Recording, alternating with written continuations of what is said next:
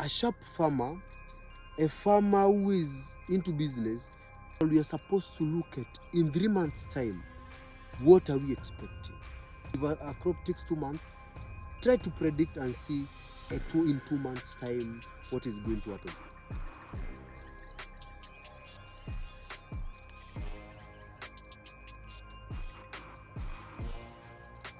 Hello, this is Fred, the farmer and the agronomist. You are a trainer when it comes to different crops and giving you tips on the best thing to do to be a successful farmer. A couple of times we have discussed about things a new farmer is supposed to do, things a farmer who is farming is supposed to do, things a farmer who has not succeeded is supposed to do. One, there is no failure in farming. Farmers don't fail. Farmers learn. Once you learn from the mistakes you did, you are supposed to rectify them and succeed, because in most cases the failure comes when we talk of market and when we talk of sales, because majority of the farmers, especially the farmers that I'm dealing with, have known the tactics, have known the tricks, they have learned all the skills. They can be able to know which fertilizer is best, they can be able to know which pest is bothering them. But now we are made with one challenge, the elephant in the house, and this elephant in the house is quality production and marketing. And marketing is not a big challenge, but to have a good market becomes a challenge. So as a farmer, what are you supposed to do? Which criteria are you supposed to approach the market with? Now these are few tips. This is what you need now to adhere to, and I'm assuring you, you are going to win. For example, this has been the biggest challenge when there is high pricing of onions, or when there is high pricing of tomatoes, that when so many farmers runs to the farm to farm.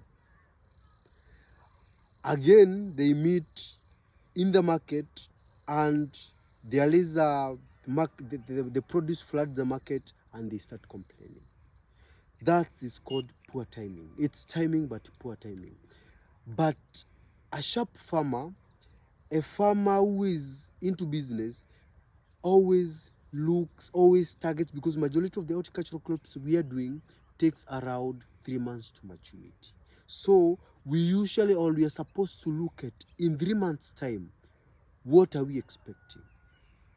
And don't start calculating your market, or don't start looking at your market when there is a good market at the point you're thinking of growing that farm produce, because you'll end up losing the market, because so many farmers and other fake farmers and other gamblers, because in farming farming is an open industry where anybody can wake up tomorrow and farm. It's not like a medical or grad where it's only doctors and those who are professionals of that field are supposed to practice the medicine.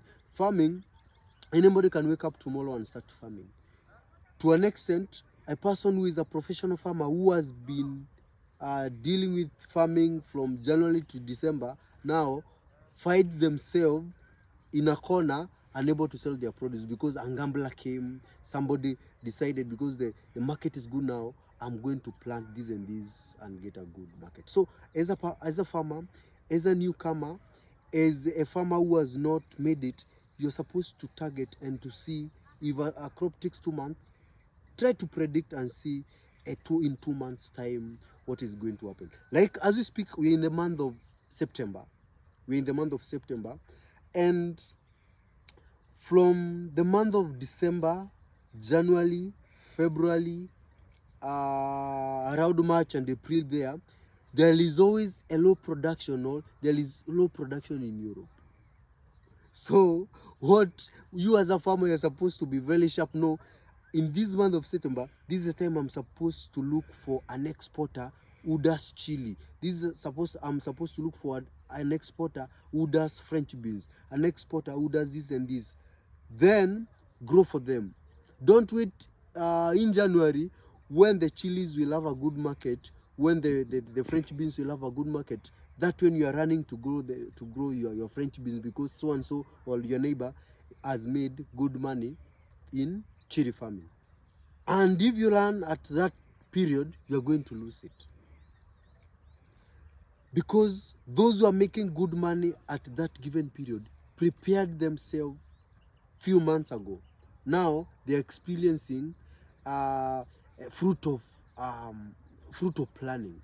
It's prior planning. If you fail to plan, you're planning to fail.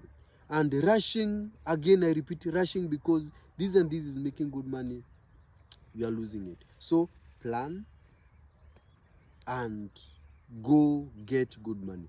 The next thing is quality production. When you produce quality, when you produce quantities, regardless of how the market is, you find yourself on an upper hand to sell or to make profit in the market, because nobody wants to buy anything of low quality. Nobody wants to buy something that is not good looking. So you must focus on quality production, at the same time make sure you produce quantity. In the current training that I'm doing in the field with my farmers, I usually guide them on to produce maximum production, to have a good number in an acre. You know, many farmers will tell you, I have an acre of cabbages, but ask them how many heads of cabbages do they have in that 1 acre. They don't know. They only know they have an acre. Now, we are in an era where we sell all, we mention our farm produce by the number. Like you'd say, I have 10,000 heads of cabbage. I have 4,000 stems of watermelon. I have 3,000 stems of bananas. I have these and these in numbers. This will give you a good picture, or will enable you to be able to predict what you can get into the market. And even if the market is good, because like in my case, when I'm going to the market, regardless of what I'm doing, I usually go and I'm cheaper by 2 shillings. I'm cheaper than what the market is producing, because I'm so much focused into quantity production and quality production. I come with quality, I come with quantity, and cheaper than the market with 2 shillings, and I'm able to clear whatever I'm selling in the market within few hours or within a day. So with your market price, you remain there, because one, you are pushing to sell your produce, because one, your quantities or your numbers were not good, your quality is not good. So you have to sell this produce at this specific price for you to realize the profit. So avoid that. Make sure you have quality, make sure you have quantity for you to win in this game. Last but not least is consistency. You need to be consistent in whatever crop you choose. You can choose, I'm going to do cabbages throughout the year. Grow cabbages throughout the year, have a good number of cabbages, produce quality cabbages, and it's available. Because when you go to the market, you'll find different sellers or different buyers are specified. They are so specific into what they're buying. If it's a cabbage seller, rain or shine, January, December, they are selling cabbages. So this buyer won't shift because it's watermelon season and start selling watermelon.